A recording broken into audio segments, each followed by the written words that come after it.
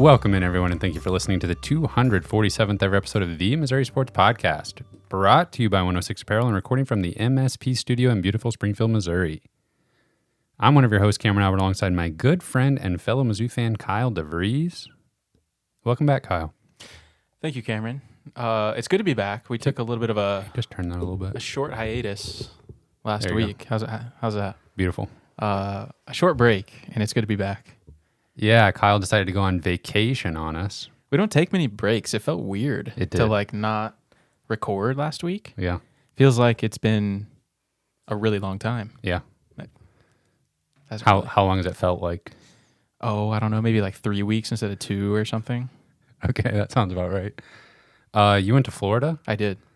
You were in the same city as Coach Drinkwitz and the rest of the SEC meetings. Yeah, I think I was in Destin, Florida for the week, and I think I had a couple of days of crossover with the SEC meetings, so... That was you that asked him about gambling. So you went then? Yeah, I didn't go. I didn't know where they were, but I should have gone and asked a better question than Coach Drink got. Well, yeah, we'll get to that for sure. What was your favorite part of vacation? Not working and eating a lot of food, going to the beach. Seafood? Mm-hmm. Perfect. Yeah, it was a great time. Okay, so what all are we going to talk about this week? We're going to talk about Coach Drinkwitz and all the, it's not media days, it's just SEC meetings. Correct. Okay. Yeah, media days is in July. Yeah. So there's a whole thing with him getting asked questions and his response, and then it blew up on Twitter, so we'll talk about that. We're going to talk about Kobe Brown and SEC football scheduling news. So before we get to all that, don't forget to subscribe on YouTube, leave us a review wherever you listen to us, and you can support us on Patreon, patreon.com/Missouri Sports Pod. So I thought we'd start out with the news of Kobe Brown staying in the NBA draft. He wrote a thank you letter to Mizzou, published in the Columbia Daily Tribune.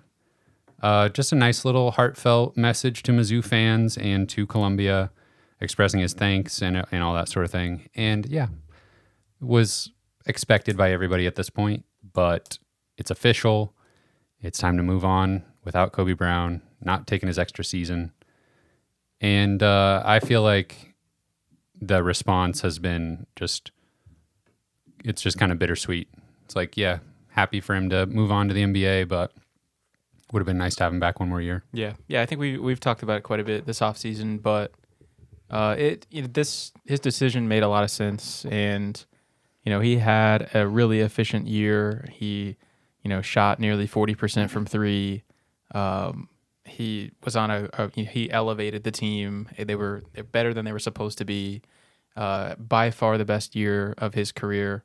I just don't think his stock is ever going to be higher than it is right now. And if he comes back another year, he risks a lot of money. I think just an injury or just not being efficient or whatever. So I think this was the best decision for him for sure. It is sad that he's not going to be in a Mizzou uniform anymore, but I still think that this, having him go to the NBA and potentially having a good career is still a really good thing for the Missouri brand. Yeah, he's considered a likely second-round pick, and he said in his what he wrote for Columbia Daily Tribune, he said that he opens it by saying, "Truthfully, I knew where my heart was leaning, but didn't ultimately make my decision until the last few days." So he just goes on to, I recommend everybody read it, but he just explains how, playing in the NBA has been his dream since he was a child. So that all makes sense. And he specifically shouted out, quote, "the guy at Hy-Vee who works in the poultry section in Columbia." Wow. They have a whole section just for poultry. Oh, yeah. You got to get those meats, man. I guess. Good stuff.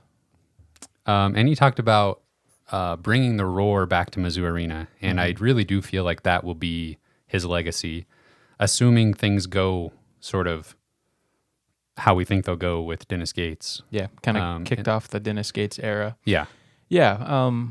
It was so easy to love Kobe Brown just because of the great guy that he is, but also just the things that he kind of stuck with Mizzou through, and through some tough times.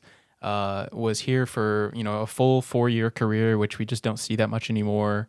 And then kind of capped it off with a fantastic individual performance, and by far the best team that he's played on at Mizzou. So he just kind of went out on top. It just really kind of was a storybook ending in some ways for him to leave now and pursue his dream. Yeah, and with them, highest finish ever in SEC regular season, winning a NCAA tournament game for the first time in forever. Mm-hmm. All of that stuff will be remembered. And I was looking through some of the mock drafts and stuff, and I found this write-up that was talking about Kobe Brown, the NBA draft prospect, and it was mentioning some of his accomplishments. And one that stood out to me was they mentioned his 20-point, 23-rebound game against Paul Quinn from not this past season, but the year before. 20 points, 23 rebounds. I honestly didn't remember that he had that many rebounds. It sounds familiar. It's ridiculous that we needed that kind of heroic performance from him to beat Paul Quinn, but I legitimately think that we did, if my memory serves, that last year of the Konzo era. Yeah, according to this write-up, his 2020 performance was the 9th all-time by a Mizzou player and first since Curtis Berry in guess what year? Literally no idea. How about 1981? 1980. So if you remember Curtis Berry, let us know. And okay, here's another one for you. Brown's 23 rebounds against Paul Quinn was the most by a Tiger since Gene Jones's 26 against Rutgers. Guess what year? 1977. 1966. So, wow. 23 Some rebounds. Elite company there. A Paul Quinn game. Does it legitimately count against a Paul Quinn level opponent? It goes. It's in the record books. It goes in the Mizzou record books. Okay. I guess, yeah. Officially, it's not recognized by KenPom.com, but Mizzou, I recognize it. Which that's important to some of us. True. Missouri Sports Podcast recognizes it as official. It's canon. Yeah. Anything else to say about Kobe? Wish him the best. Hopefully, I'm predicting 40th to 45th, maybe. Yeah, kind of mid second rounder, has the potential to be high second round, maybe if he gets a little lucky. And you mentioned his draft stock being the highest it probably ever could be, and I think that's true. If he making the decision to come back to Mizzou, it looks like that was never going to be let me come back for one more year and set myself up for a better draft situation next year. Yeah, especially considering he's pretty old for a prospect in NBA terms. Yeah. Coming back for another year at Mizzou was effectively, it seems like he's looking at it this way, and it makes sense that he would be thinking of it as shutting the door to the NBA pretty much altogether. Very possibly. Not that you still can't be pro somewhere else, but if you got the opportunity, you might as well go for it. Yeah. Definitely one of my favorite Missouri Tigers of the last 10, 15 years, and I think we will always look back really fondly on Kobe Brown and his time at Missouri. Last year's game against Alabama, or not, 2 years ago, same season as Paul Quinn game against Alabama. Am I thinking of that right? Going too far back. I think that was 2 seasons ago, maybe. Yeah, he had 30 points against a really good Alabama team. And then, just especially this past year, just hitting the three-pointers. I was watching some highlights earlier and just hitting huge shots in big moments, carrying the team when they needed it. Remember in the one more thing. Remember in the NCAA tournament, the lead up to the game against Utah State or whoever we played, and they were talking about Kobe Brown, he's kind of comparable to such and such guy in our conference. We're not worried about him. Oh yeah. And then he just destroys them. Yes. Does exactly what we thought he was going to do. That was so satisfying. He just was the elite player that he is, just the dominant physical presence that we had seen him be. Yeah, that was such a fun game. Okay. So good luck to Kobe. We'll miss you. Wish you the best. So now, the real heavy-hitting story this week is Eli Drinkwitz was making a name for himself on Twitter and across SEC media landscape. So it all started with a tweet that surfaced reporting on the SEC spring meetings that I don't know if I'm going to get the quote exactly right, but the tweet was basically, it was just talking about Coach Drinkwitz mentioning that some of these players are making more than my brother-in-law, who is a pediatrician. And so saves lives. And saves lives. Yes. And that which was a small part of his answer in total. Yeah. But how we were presented with this information was just this tweet saying this was what Eli Drinkwitz said about NIL. Mm-hmm. And so people thought that was pretty ridiculous thing to be comparing and just immediately hit the national media too, by the way. Like some of the first tweets I saw about it were not from like local beat writers. They were from like national guys. Yeah. So it got out there quickly. Yes. Got out of control real fast. And people immediately bringing up, okay, this guy's making $6 million a year and he's worried about the kids making money and comparing that to his doctor brother-in-law, not a good look. I agree, then that's not a good look. So then it comes out, the full context of his answer surfaces, and it makes quite a bit more sense. And obviously, as Mizzou fans, we know that he's been like spearheading initiatives with NIL since day one, basically. Right. He's been like literally at the state capitol lobbying for further, like more progressive NIL bills for the state of Missouri. Right. And understands that it's like a unique recruiting tool for us to land players like Luther Burden that we wouldn't have had a shot with otherwise. So, yeah, exactly. So any idea of him like thinking that NIL is a bad idea or like saying that it needs to be walked back or any sort of assumption that you might make off of that headline doesn't really make sense with how we know he's operated as the head coach. So it makes sense that the full context of the answer comes out and it's just pretty straightforward. He's talking about, making sure that the student athletes financially are in a position to not squander all this money and be in a bad spot down the road. And he was alluding to the fact that this needs to be taken into account. And is anybody even thinking about this? Who knows? At least he's thinking about it, it seems like. Right. And there's bad people out there that are influencing the situation to make their piece of the pie and that kind of stuff. Yeah. It's basically alluding to the whole thing is out of control, which we've known. Yeah. Not a rare opinion and fairly reasonable. However, it is funny though that Drinkwitz put the full context of everything out there in a screenshot of a fan account tweet. Pack the Zoo could have got a retweet, but no, just a screenshot. Coach Drink, come on, you got to help everybody out there. So then, shout out Britt. Yeah, you got to help these fan accounts out, not just screenshot them. Coach Drinkwitz was just like panicking, like in a room by himself somewhere. Like, I got to find the full context. He just sees that, like, oh yeah, I'm using this. The whole thing is just like, is there not like a social media person, a communications person who's like, I'm pretty sure there is, but they're not utilizing that person. Coach Drink specifically does not seem inclined to utilize someone like that. No, I don't think so. You shared the question, though. Is that something you want to go into? Yeah, so it is interesting. After all this comes out, then eventually we see the question that was asked of him. Which is funny. The last thing that we see is like what the actual question was. That elicits this response. Yes.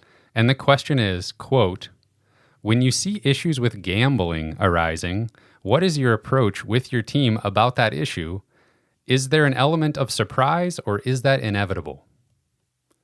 And then Coach Drinkwitz talks about NIL money and they're getting a lot of money other than trying to hand out advice and provide some parameters to it. With this NIL situation, we've created our own problems in college sports. So we have this completely nonsensical question about gambling. Yeah. And it's very vague. Like, are you surprised? Surprised about what? I don't know And what they're even alluding to. The issues with gambling arising.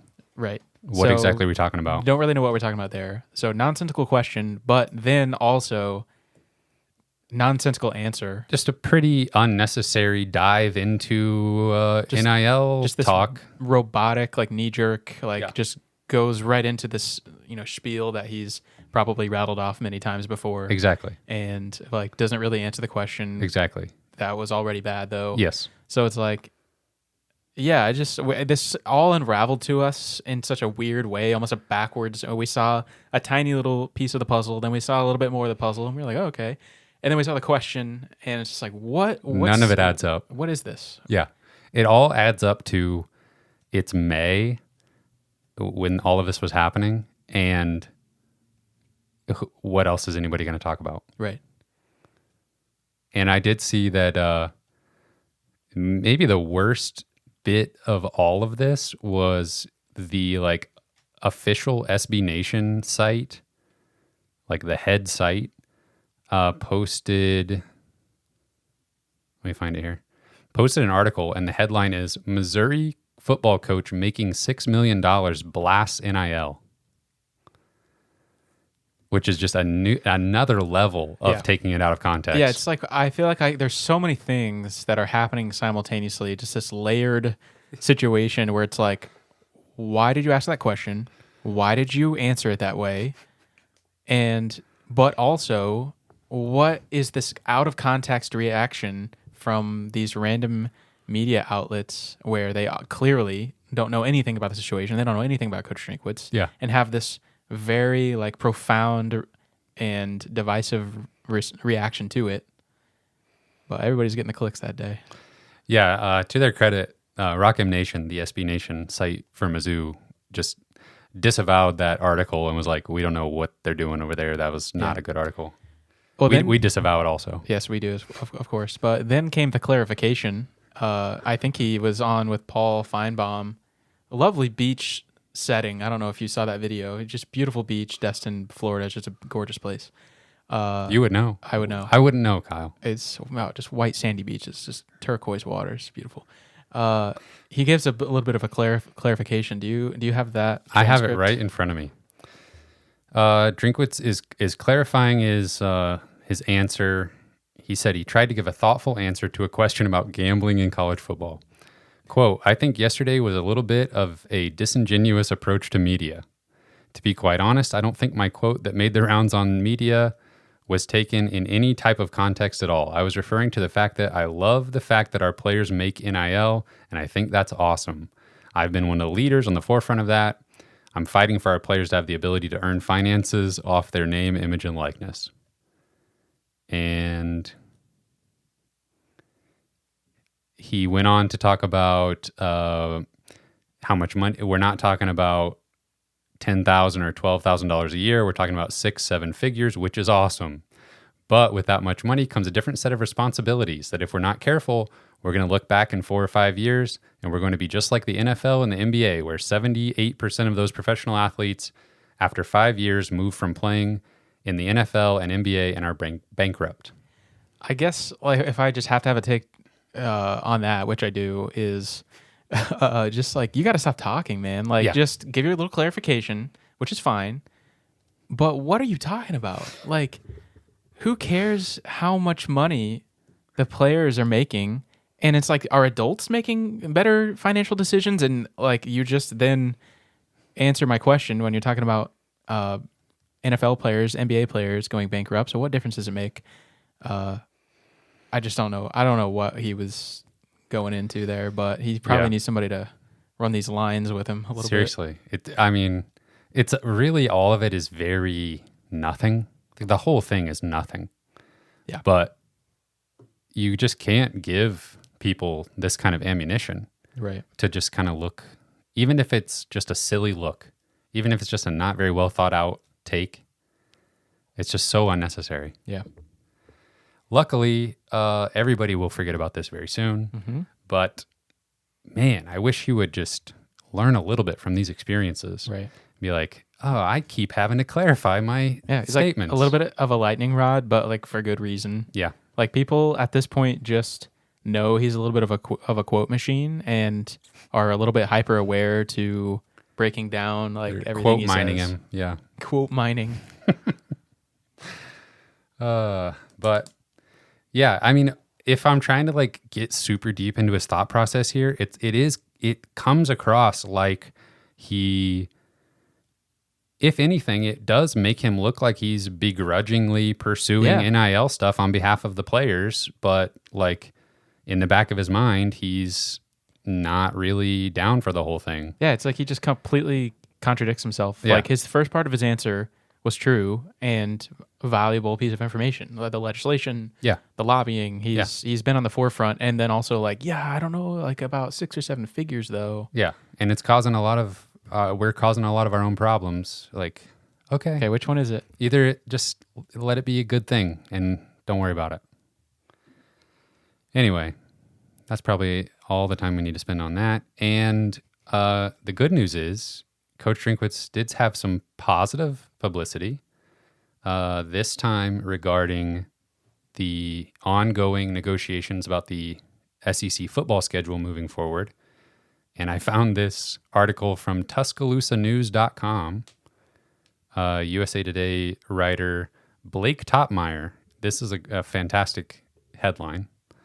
Nick Saban shrinks into shadows on SEC schedule as new voice of reason emerges. Folks, that voice of reason is your very own Eli Drinkwitz.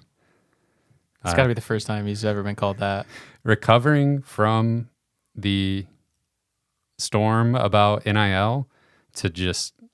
He's back. Shoot straight. Tell the people what they want to hear about scheduling. Missouri football's back.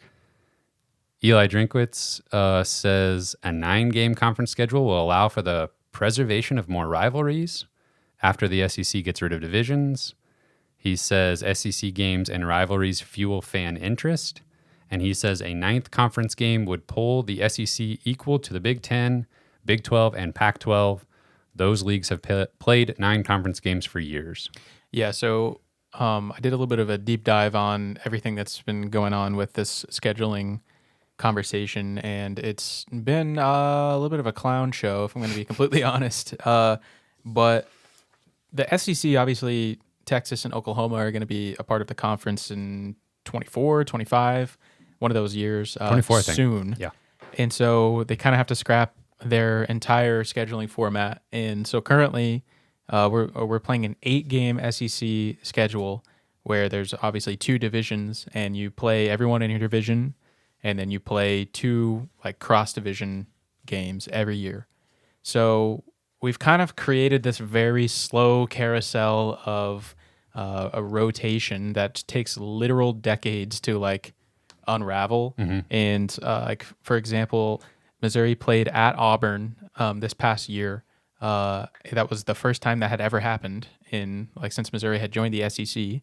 Another example of that is Georgia has literally never traveled to Texas A&M, and the whole time they've been in the SEC. So we have this very slow-moving rotation, and that's kind of that 8-game format. That's kind of what it does. It kind of limits how many teams you can play, like the frequency. So what they're looking at is that 8-game format, which would still in the future eliminate divisions. Divisions will not be a thing regardless, but they're also considering a 9-game SEC schedule, which in that case, every team would have 3 permanent rivals and then 6 rotating opponents. So, and like you said, all other Power 5 conferences play a 9-game schedule in their conference. And the SEC, with their 8-game schedule, kind of likes to play some cupcakes at the end of the year to kind of pad the schedule and get into the playoff. And there are a handful of non-conference rivalries, like sure. Georgia Tech, Florida State. Mm-hmm.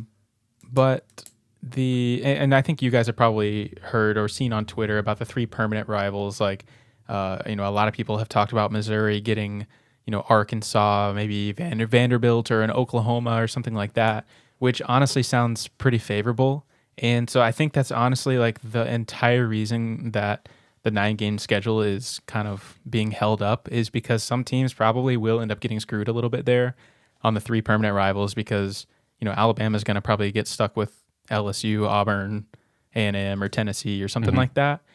And so there's really no way to like make it perfectly even, at least on brand perception of like how good the teams are going to be. So there's just a lot going on with that. And they were supposed to vote on it this week at their meetings, and it doesn't sound like that is going to happen at this point. Just keeps getting hung up and pushed back. Right. So what was decided, according to Pat Forty on Twitter, he said for the 2024 season, so not this upcoming football season, but the one after that, we will have 8 conference games plus 1 required opponent from another major conference or an independent. And that will eliminate the divisions at that point. So not this coming football season, but the following one. And the conference is working toward a long-term conference scheduling strategy. Yeah, so they're going to announce those opponents on June 14th, I think is the date. So here in a couple of weeks, we'll find out who Missouri's going to play in that 24 season. We won't know dates or anything yet or what order it'll be in, but that'll be a little bit of an interesting schedule reveal. We'll probably end up playing Alabama twice or something like that. Yeah, once in the championship game. Yeah, exactly. They also said our long-term options are fully open for 2025 and beyond. We will have ongoing dialogue around 8 or 9 game schedules. So it feels like, it reads to me like they just kind of kicked it down the road a little bit. Like, okay, we got 2024 figured out. We gave them something. Now we can work harder at figuring out the future plans. I guess. What's your reaction to the getting rid of divisions? Is that a little scary to you? I don't know. I feel like we've been tossing around options like this for a while now, like with the pod system. I guess that's the same as 3 permanent rivals, basically. Kind of. And I don't know. I can't bring myself to really care too much, honestly, about any of the issues that have come about. I think the reasons for having a 9-game conference season, all of those reasons make sense to me. The point about, I feel like I just kind of got used to not playing everybody very often. And I don't know. Just kind of make those games fun whenever you play an LSU or somebody that you don't play as often. Yeah, I feel like it makes some of those away games like stick out in my mind a little bit more. Yeah, like definitely. I remember an away game against Ole Miss in 2013. Yeah. For some reason because we probably haven't gone back there since then. So just a unique thing. Yeah. Yeah, I mean, I've said hundreds of times on this podcast, I've talked about my experience going to Baton Rouge, but that literally is the only time that's happened in the whole time we've been in the SEC. I don't know when the next time we would do that either. It's just... And I feel like I remember conversation about that phenomenon, like when conference realignment was happening. It was like, I remember sort of like SEC media pointing out the fact that with this schedule rotation, we're not going to play this team for X number of years. Yeah. And I was just kind of at the time thinking like, I don't know any different. Like, I don't know these SEC teams that well. It's just going to be how it is. So I guess I just kind of got used to that aspect of it. If there was a good option, like, I guess you can't have everything there. You can't, with that many teams, you just can't play everybody very often. Right. And I don't know. I'm in favor of 9 games. I'm not that interested in playing Arkansas every year, to be honest. I don't need that in my life as like a protected rivalry.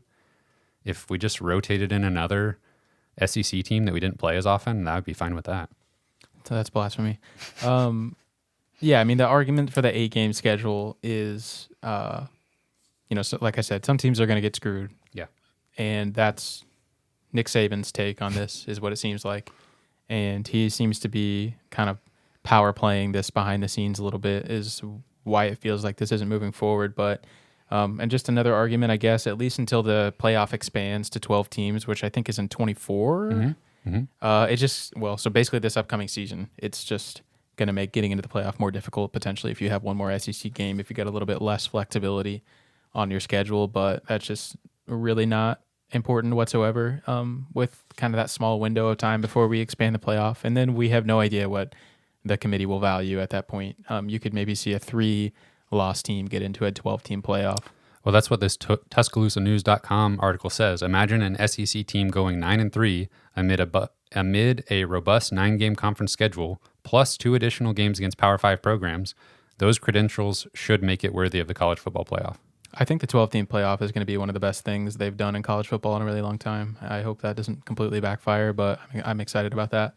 Let me give you one more quote from TuscaloosaNews.com. Yeah, let's hear it. This is Coach Drinkwitz again. Quote, "To be the only Power 5 conference other than the ACC playing a 8-game schedule, I don't know that that's the best look for our league," Drinkwitz said. Now, a little bit of, this is Blake Topmeyer coming in saying, "That's a politically correct way of saying it would be a chicken poo look for the SEC to stay at 8 conference games.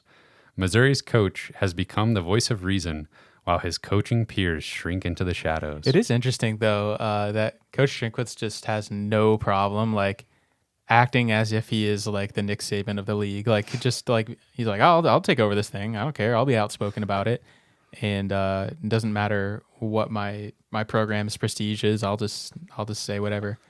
But I agree with him. Surprised to see Tuscaloosa News just really going in on Saban a little bit. Well, they're probably going to get fired. Yeah, I mean, the argument for 9 games is really pretty easy to make. Like we've talked about, the teams are going to play more frequently, which I think maybe is not a good thing. Maybe is a good thing. Nah. I think it's a good point to bring up, that it is probably a good thing, but also playing less often does kind of create some novelty. It's not like they're going to be playing so often that the novelty's not there. Sure. It's still keeping things fresh. Yeah, potentially less games that don't mean anything. I think that's probably like the biggest point to be made, is that hopefully that maybe squeezes out Alabama playing an FCS team and, the second to last week of the season, just to squeeze on in, just to skirt on by, because they just don't need to do that. It leaves room for one FCS game though, right? There probably still will be one just total cupcake that's still on the schedule, but yeah, it is interesting how, like, Missouri historically had always put that FCS game early in the season. Right. And that was kind of a jarring thing, moving to the SEC and seeing like Alabama schedule their FCS game in like week 10. Right. Yeah, I feel like Power 5 teams like should not even be allowed to play FCS teams. It's just like, what are we even doing here? Yeah, I agree with that. So they're going to vote on this at some point in the future. I don't know when it's going to be. Texas and Oklahoma do not get to vote. It's just the 14 teams that are currently in the SEC. All they need is simple majority either way. For the 8-game or the 9-game, all they got to get is 8 of the 14 votes to proceed with whatever they're voting for. There have been some reports, not necessarily anything too reputable necessarily yet, but there have been some reports coming out that currently the 8-game format is leading with the teams. Missouri is one of the teams obviously fighting for the 9-game. I think Florida was maybe one of them. Yeah, the rumor is that Missouri, Florida, Georgia, LSU, and Texas A&M, that's 5 programs that are for the 9-game schedule right now. So if that actually is true, I don't know how you would know that information. Yeah. But if that actually is true, like there's going to be needs to be some significant changes to get to that 8 threshold that they need to be at. Yeah, those schools are going to be calling up Texas and Oklahoma like, well, if they agree with us, maybe we should try to let them vote. So it's craziness, and it's peak off-season stuff, but it's still fun to talk about. And it makes me feel like football's right around the corner, because it kind of is. Yeah. It is weird, though. Like, I don't understand. I feel like I was reading stuff about Nick Saban specifically had come out in favor of 9-game schedule like years ago. When this had been in the news cycle previously, he was like, yeah, sure, play 9 games. Like, yeah, good strength of schedule. We'll just beat whoever we need to. That seems like what the logical take would be from him. And it's like the on-brand take from him seems like it would be that. Yeah. Maybe I could, I guess, imagine that he still feels that way, but there's some kind of pressure from some other higher up that... There's nobody higher up the chain than Nick Saban. I guess you're right. Somebody in our Discord brought up a good point. How much longer is Nick Saban going to be coaching? Yeah, to hold up the process here. But why is he trying to steer the entire future of the conference when he probably is only coaching for another few years at the most? Yeah, but it sounds like it's not only him. There's got to be something else going on. Yeah. Yeah, I don't know. It's hard to, just to project that far into the future and like what the ramifications of it all are going to mean. We're talking about brand names here. We're not talking about how we don't know how good Texas A&M is going to be in 2028. Yeah. We're strictly going on like the difficulty of our schedule based on how good we think the brand of their football team is. So one question that got brought up was getting rid of divisions. Does that hurt a program like Mizzou? And then tied into that is the 12-team playoff. I think no question about it. Expanding the playoff to 12 teams absolutely helps Mizzou's chances of making that field. Definitely. Missouri football has never, in BCS era, never finished in the top 4 of the BCS after the conference championship game. Missouri has finished in the top 12 in the standings or in the polls after the conference championship game multiple times. So you can look back through history and see times where Missouri would have made a 12-team playoff. Yeah.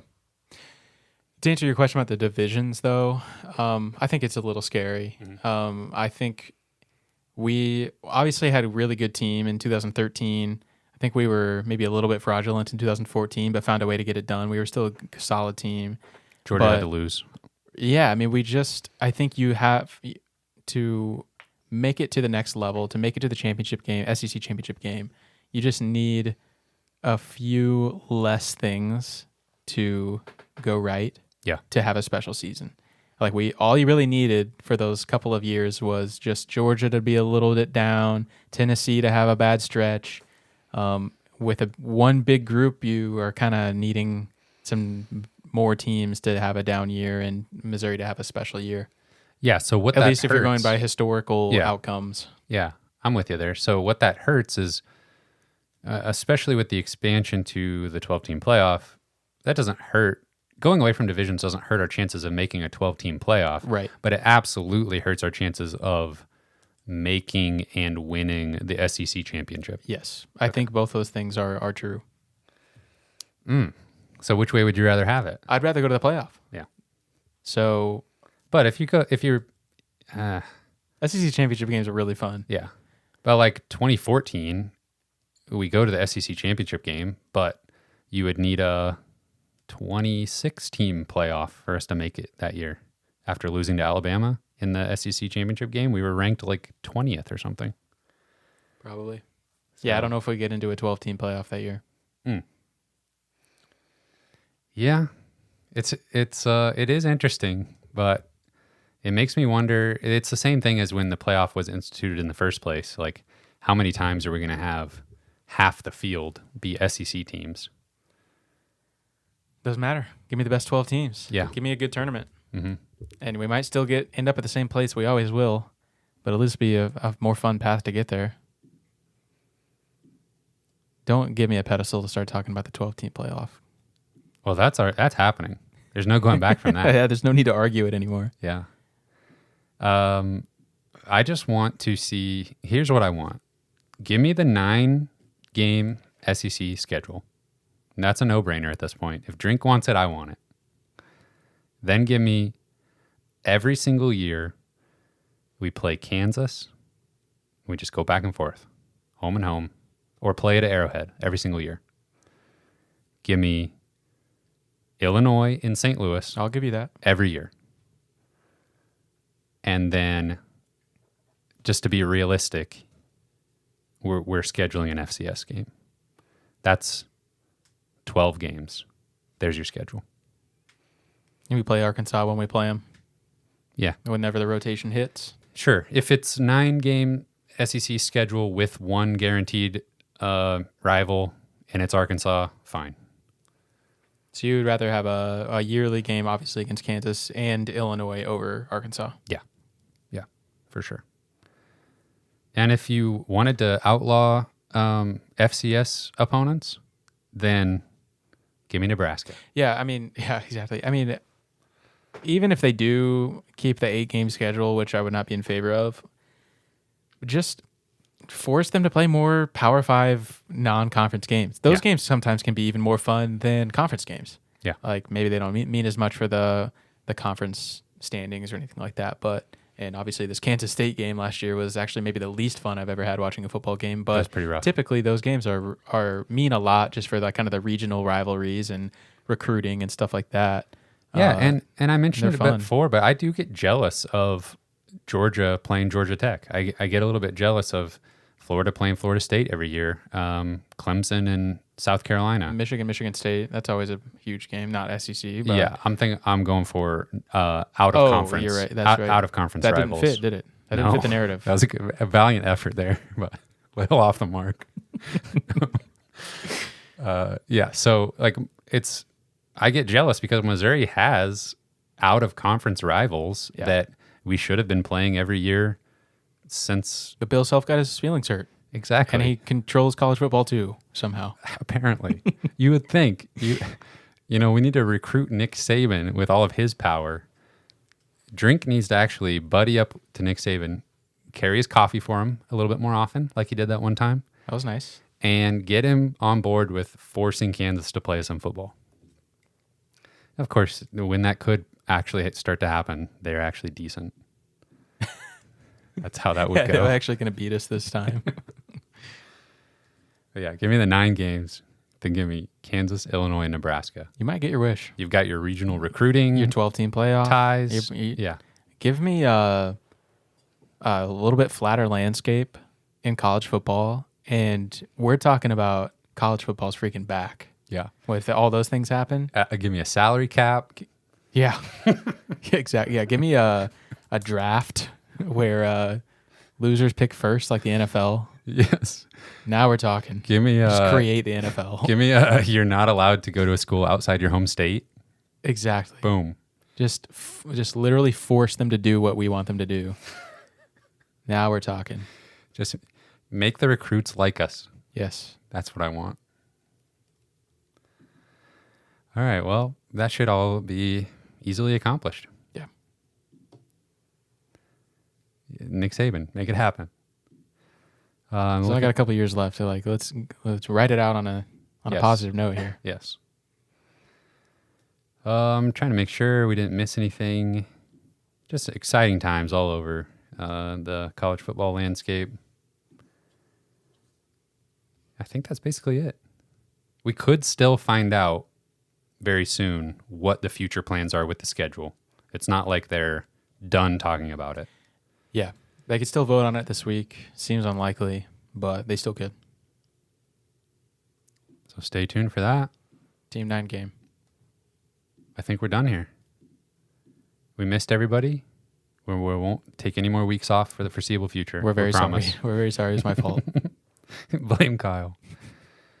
Okay. So thank you to our Patreon supporters at the $10 level and above. Britt Treese, Brian Smith, Ryan Demore, Tristan, Ben Smith, Parker, Daddy JD, Tim Keynes, Tyler Harsel, Brandon Groffalo, Brandon Hanks, Matthew Tilley, and Cooper Boyer. Thank you. Thank you so much, gentlemen. You can find this podcast on Spotify and Apple Podcasts. We're on Google. We're not on Google Podcast. We are on Google Podcasts, but I don't say that anymore. We're on Twitter at Mizzou Sports Pod, and you can email us at MissouriSportsPod@gmail.com. Rusty. You can find our t-shirts and stickers on our online shop, MissouriSportsPod.BigCartel.com. Sorry, Tristan. Not quite 2 hours. Thank you, everyone, for listening. We'll see you next week. We said see you next week last time. That was a lie. You ever been on Google Podcasts?